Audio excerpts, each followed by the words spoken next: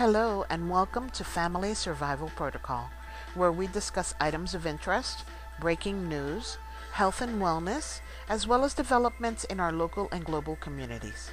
I'm Desert Rose, and today we will be discussing our Earthwatch report. First on our list are earthquakes. Located atop three of the large tectonic plates, Mexico is one of the world's most seismologically active regions. The relative motion of these crustal plates causes frequent earthquakes and occasional volcanic eruptions. Most of the Mexican landmass is on the westward moving North American plate. The Pacific Ocean floor south of Mexico is being carried northeastward by the underlying Cocos plate. Because oceanic crust is relatively dense, when the Pacific Ocean floor encounters the lighter continental crust of the Mexican landmass, the ocean floor is subducted. This subduction occurs beneath the North American plate, creating the deep middle American trench along Mexico's southern coast. Also, as a result of this convergence, the westward moving Mexico landmass is slowed and crumpled, creating the mountain ranges of southern Mexico and earthquakes near Mexico's southern coast. As the oceanic crust is pulled downward, it melts. The molten material is then forced upward through weaknesses in the overlying continental crust. This process has created a region of volcanoes across south-central Mexico known as the Cordillera Neovolcánica. The area west of the Gulf of California, including Mexico's Baja California Peninsula, is moving northwestward, with the Pacific Plate at about 95 millimeters per year. Here, the Pacific and North American plates grind past each other, creating strike-slip faulting, the southern extension of California's San Andreas Fault. In the past, this relative plate motion pulled Baja California away from the coast, forming the Gulf of California, and is the cause of earthquakes in the Gulf of California region today. Now here on Earthquake 3D, we have the quakes that took place. We have a 6.9 in the Gulf of California, as well as a 6.2. We have a 4.5 in Northern California, a 3.2 in Baja California, Mexico, and a 3.1 in Southern California. Moving on to Africa, we have a 5.2 in South Africa. We have a 5.1 in the Hindu Kush region of Afghanistan. In Asia and the Pacific, we have a 5.7 and a 5.4 in Tonga, a 5.2 on the Solomon Islands, a 5.0 off the east coast of Honshu, Japan, a 4.9 and a 4.7 in Mindanao, Philippines. We also have a 4.8 in the Timor region and a 4.7 in Indonesia. The seismic server has been registering an uptick of seismic activity. If this is something you are interested in, you can see the readings on my blog.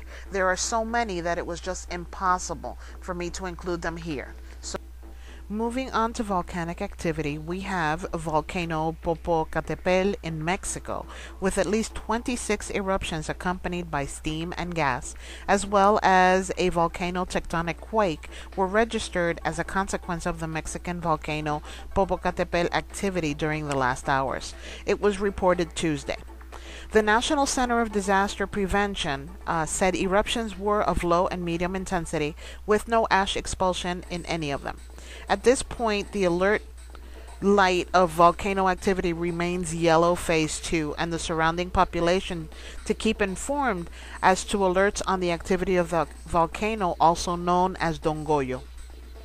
Traffic between Santiago and San Pedro via the Cortez Passage is under control. The Popo is located at the center of the country in the territorial limits of Morelos, Puebla, and Mexico states. Located 55 kilometers southeast of the Federal District, the Popocatépetl is the second highest volcano in Mexico, with a maximum height of 5,458 meters above sea level, only second to the Pico de Orizaba in Veracruz, with 5,610 meters. They are having some extreme weather in the United Kingdom, this time in Scotland. Ferries have also been canceled and commuters suffered severe delays to rail services. A number of trees came down overnight in Aberdeen, causing roads in the city center to close, including Union Terrace and Willowbank Road. The city council said it received dozens of calls about fallen trees and crews are working to remove them. Drivers were also warned to take extra care on the esplanade after sand and water was blown onto the road. Flood warnings are in place for Haddington and East Lothian and many parts of the borders. A further 9 flood alerts were issued across Scotland, including in Aberdeenshire, Dumfries, and Galloway, and Fife. The Met Office put out yellow be aware warnings of severe weather for much of the country, and forecasters predicted the most persistent rain would be in the south and east throughout the day. The storms just keep coming. There are 3 major storms all in the Pacific at this moment in time. Hurricane Miriam is traveling in a northerly direction along the west coast of the U.S., presently set to be about 250 miles out from the Gulf of California, where we had the 6.2 and 6.9 magnitude quakes. Estimated trajectory looks to be taking it in a north direction, for now hugging the west coastline.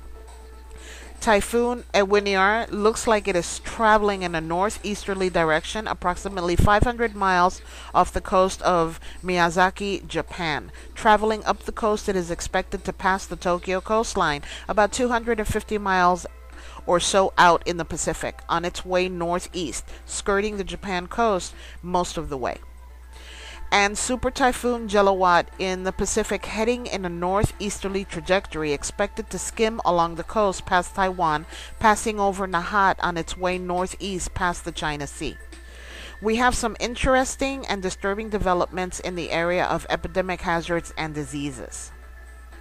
In Denmark, 5 persons showing symptoms of infection from a SARS-like virus have been admitted to Odense University Hospital. Central Denmark, the hospital said in a press statement Tuesday. The 5 patients are currently being examined for symptoms of infection from a new coronavirus, which can lead to severe respiratory disease. Coronaviruses are a large family of viruses, including those which cause the common cold, as well as severe acute respiratory syndrome, which is SARS, an outbreak of which killed some 800 people in 2003. The new coronavirus is thought to have an incubation period lasting 7 to 10 days, and has previously been found among patients who had traveled from Qatar and Saudi Arabia.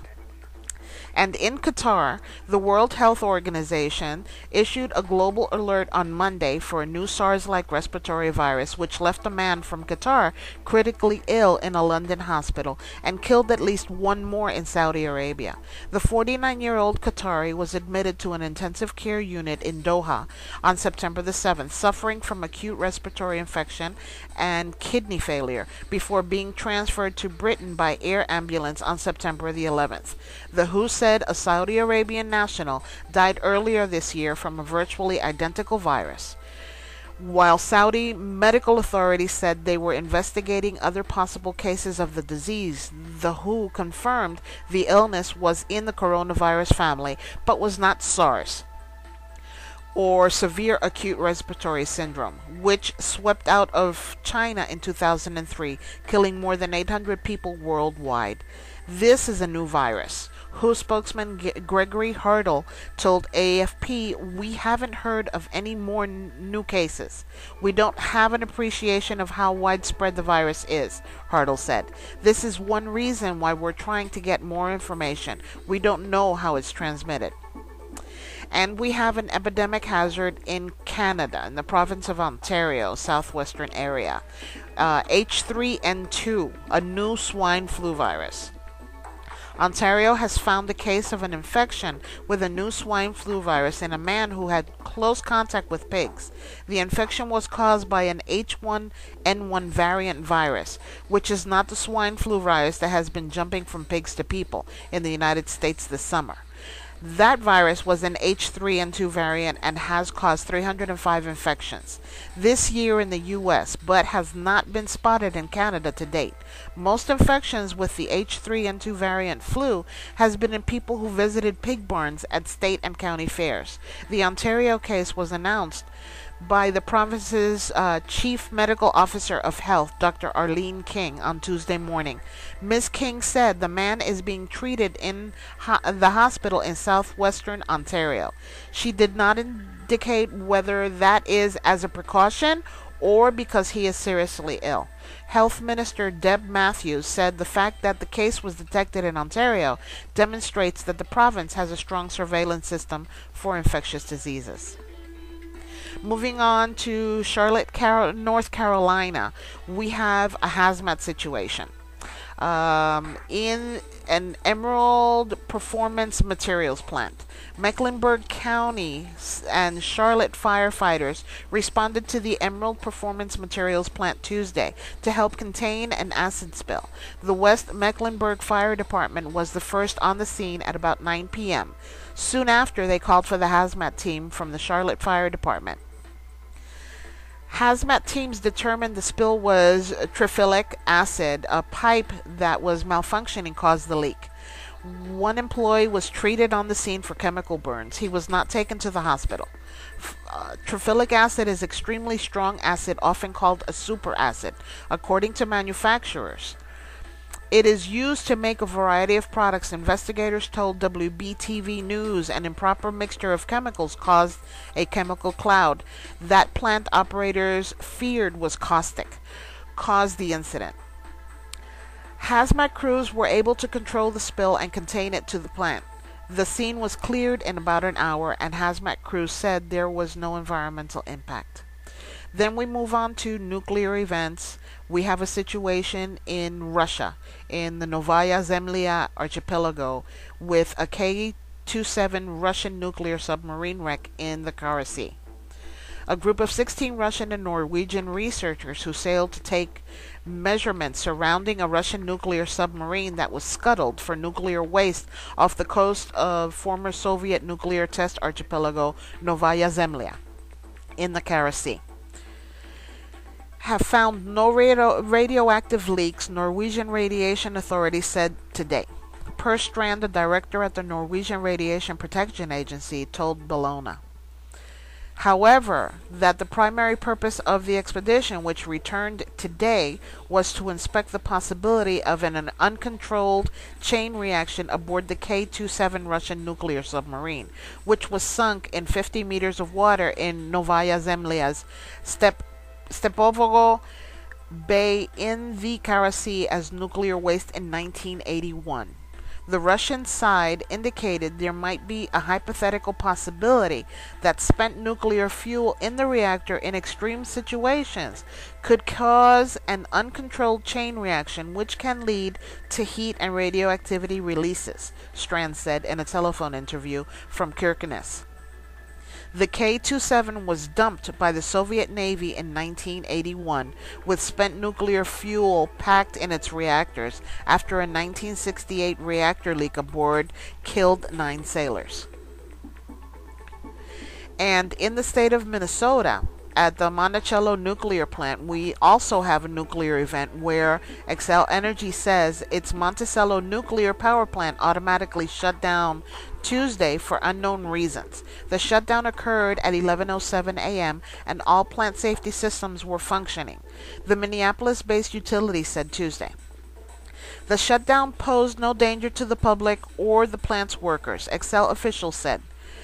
The cause of the shutdown is under investigation. Xcel said it has notified the Nuclear Regulatory Commission and the state.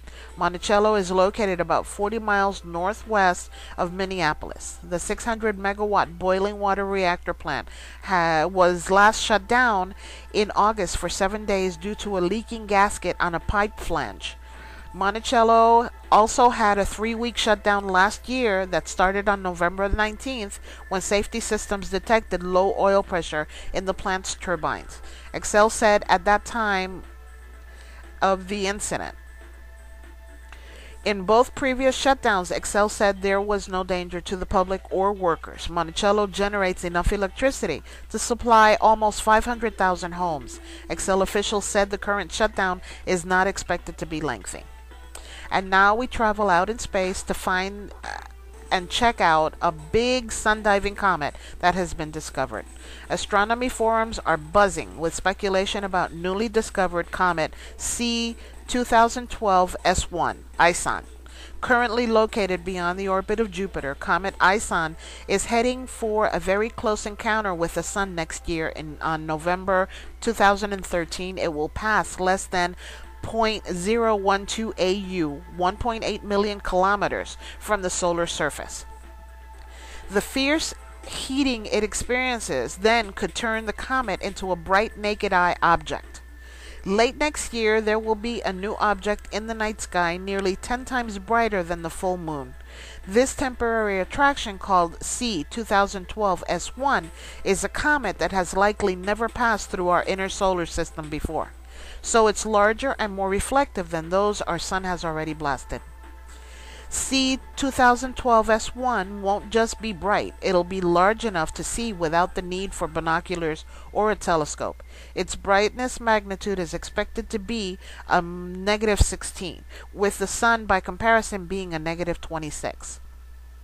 Comet Hale-Bopp, seen above, was magnitude 1 when it passed through our solar system in 1997. Astronomers are predicting that C 2012 S1 will appear in the sky near the sun and horizon, so it should be fairly easy to pinpoint without a sky map. Should it contain a large amount of gas beneath its icy exterior, the comet should sprout a massive glowing tail as it nears the sun and the ice is melted away to look at.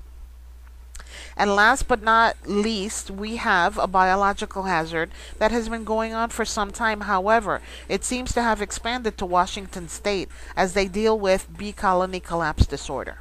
Experts and citizen scientists are tracking the zombie bee infection across the country. The insects have a parasite that causes them to fly at night and lurch around erratically until they die. Hafernick now uses a website to recruit citizen scientists like Han to track the infection across the country.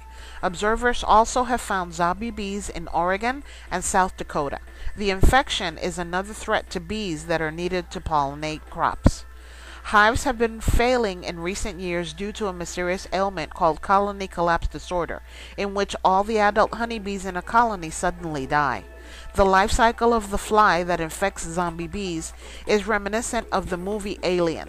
The newspaper reported that a small adult female lands on the back of a honeybee and injects eggs into the bee's abdomen. The eggs hatch into maggots. They basically eat the insides out of the bee. Hafernick said, after consuming their host relevant products, services, the maggots pupate, forming a hard outer shell that looks like a fat brown grain of rice. That's what Han found in the plastic bag with the dead bees. Adult flies emerge in 3 to 4 weeks. There's no evidence yet that the parasitic fly is a major player in the bees' decline, but it does seem the pest is targeting new hosts, said Steve Shepard, chairman of the entomology department at Washington State University. It may occur a lot more widely than we think, he said. That's what Hafernick hopes to find out with his website, zombiewatch.org. The site offers simple instructions for collecting suspect bees, watching for signs of parasites, and reporting the results. Once more people start looking, the number of sightings will probably climb, Han said. For your convenience, I will be placing the link to this article in the details section below so that you can check it out for yourself or take a closer look at some of the details as well as items that were not included in this video that might be of interest to you. This is Desert Rose for Family Survival Protocol. Thank you so much for joining me. Be sure to check back for more reports in the near future. Stay safe and be well.